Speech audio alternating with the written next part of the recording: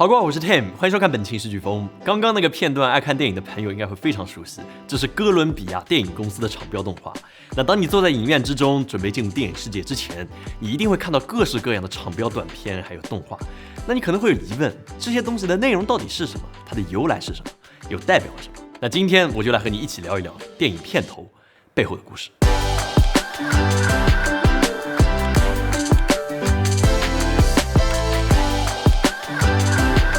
当你在国内影院看电影的时候，开头一定会看到一个绿底金龙的画面，民间称之为龙标，那它其实真名叫做公映许可证，它意味着影片已经经过了重重的审核，准许院线公映还有播放。那真正的龙标也并不是上面那条龙，而是下面的这一排文件号，它就像是电影身份证一样，是独一无二的。那我以《流浪地球》为例，来给你讲一讲这串文件号代表的含义。后面两块内容应该非常好理解，就是2019年审核通过的第1号电影。前面的这个电审顾字，则是指国家电影局审查通过的故事片。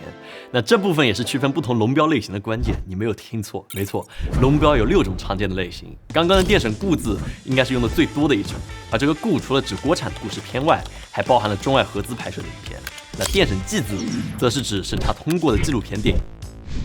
电审禁字，则是指审查通过的国外引进片。那如果是3D 大片这种特殊引进的片子，比如《阿凡达》还有《少年派的奇幻漂流》等等，他们会有一个特殊的标识，就是电审特禁字。对于一些修复过再重新上映的老片，它的类型就是电审顾字，比如《新龙门客栈》等等都是。最后一类则是电审动字，那这个我就不讲了，你可以根据前面的解释来推测一下，这个动它代表的是什么，可以把答案打在公屏上面。其实在17年之前，在院线电影片尾结束之后，你还必定会看到一个数字技术合格证，如果你想要上映，它和龙标就是缺一不可的。但是现在这个技术审核的证已经不再单独发放了，开头的龙标也就成为了电影能够公映的唯一有效证明。那你想要获得龙标，绕不过去的就是审查制度。那关于审核的流程还有审查标准，那我就不过多赘述了，我们懂的都懂。那如果你想拍电影拿到龙标在院线上映，其实也没有这么复杂，不像你想的这么恐怖，你可以做到的。那我可以教你一下，你可以注册登录电影电子政务平台，点击我要拍电影，没错，就是这5个字，你点它，然后按照它的要求上传资料进行审核就可以了所以说，希望对你有些帮助，也希望有一天我们也能够用上。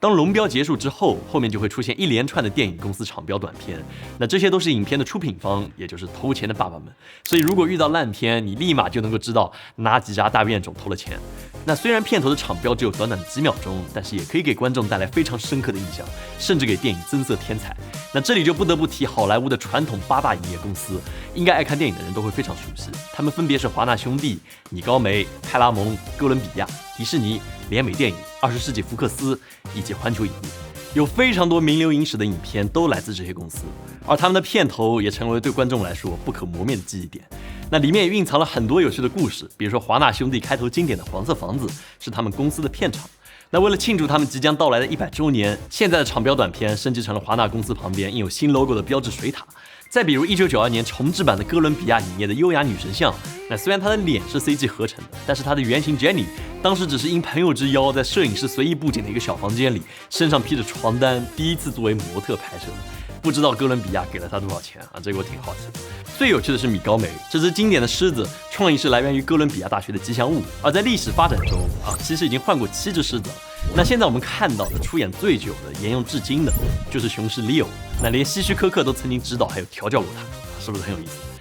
但是时到如今，有很多公司已经被收购，原来的8大也转身变为了6大。哥伦比亚被索尼给收购了，联美被并入了米高梅后，又被亚马逊给收购了。大胃王迪士尼也收购了20世纪福克斯，而奈飞、A24等一些新进公司也跻身进入了好莱坞电影市场，注入强劲的新鲜血液。这些新进公司以及大公司旗下的厂标背后也有很多趣事。那比如说非常著名的皮克斯小台灯，那这个小台灯的原型是1987年皮克斯制作的第1部动画短片《Luxo Junior》的主角，而它也是电影史上第1部获得奥斯卡提名的电脑特效影片。那再比如说梦工厂开头的小男孩在月亮上垂钓的想法，则是来自于公司的创始人之一斯皮尔伯格，而小男孩的设计原型是该 logo 的绘画艺术家根据他的儿子 William 来创作出来的。那你可以在公屏上说一说你最喜欢的厂标 logo， 还有它的故事。比如说 HBO， 我还学过怎么做它的 logo 那个声音也挺有意思的，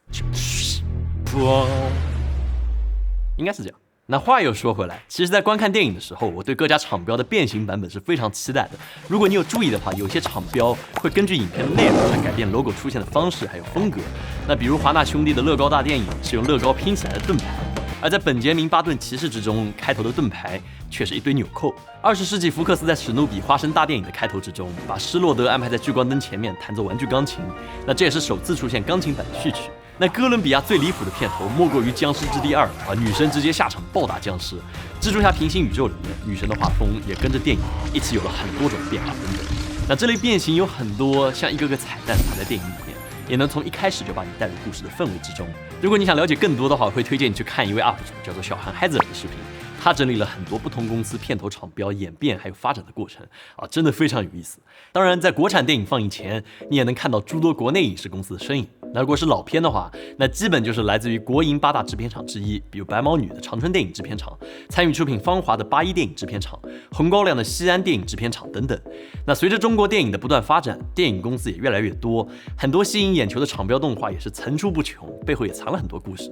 比如万达影业经典的水墨风荷叶水滴，它是由著名海报设计师黄海设计的。水滴汇聚而下，寓着电影工业中不同人的力量汇聚在一起，充满东方的韵味。华谊兄弟的开头动画是由获得过奥斯卡奖的视效公司 Pixelmondo 来制作的，它的创意是源于钟表内部的精密结构，象征着他们的精益求精。而前身是宁浩工作室的坏猴子影业开头的坏猴子形象，是由特效导演张扬从一堆小朋友的画里面提取出来的等等，各种各样的影视公司百花齐放，我感觉每次去影院，我都能感受到新公司的身影，有时候心情也会变得比较复杂。一方面是欣慰，觉得中国影视在不断发展，有很多新鲜力量在加入；那另一方面，我觉得有一些公司吧，老的公司确实应该把片头厂标再更新一下。那没有说不好，只是有一点可以再更新一下，比如哔哩哔哩的小蝴蝶可以注意听一下。其实我也在想，也许我们应该再来做一期节目，请一些厉害的动画还有动效的大佬来为 B 站设计一个新的动画，对不对？这样再来讲这个创意过程，应该会非常有意思。但是如果你支持这个点子的话，谢谢。那讲到这里，你应该会对电影的开头有了一些了解。那除了这些，如果你在一些特殊影厅观影的话，大概率会看到一些映前秀，比如说 IMAX 影厅会有一段非常震撼的开场倒计时。那我想很多人会和我一样，第一次看的时候都会满身鸡皮疙瘩。那结果一进到电影就感觉，好像也不是这么回事。那不过这也是因为测试片的画面层级会比较简单，不会去考虑太多的景深的合理性，还有各种别的东西，只是为了给你呈现最大的效果。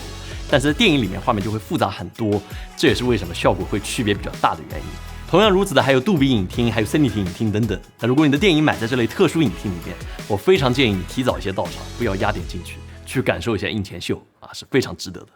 这么想想，自从疫情爆发之后，我好像已经很久没有踏入影院，完整的看上一部影片了。那种身临其境、完全进入新世界的机会，仿佛变得越来越少。曾经触手可得的幸福，在疫情当下也变得遥不可及。我常会害怕电影是否会在这样的环境下慢慢沉睡，但好在依旧有很多优质作品不断出现，让我充满希望，应该会好起来的。每当电影院灯光熄灭，荧幕亮起，我都会想象有一天上面会出现一段属于影视飓风的厂标短片，但这个梦对现在的我们来说，还是有一些遥远。但是梦嘛，总是要有的。Who knows？好了，本期视频就到这里就结束了。如果你喜欢这期视频的话，也请务必点赞、投币、3连转发，这会对我们有非常大的帮助。如果说你有想评论或者想看的内容，也欢迎告诉我们。那么我们下次再见。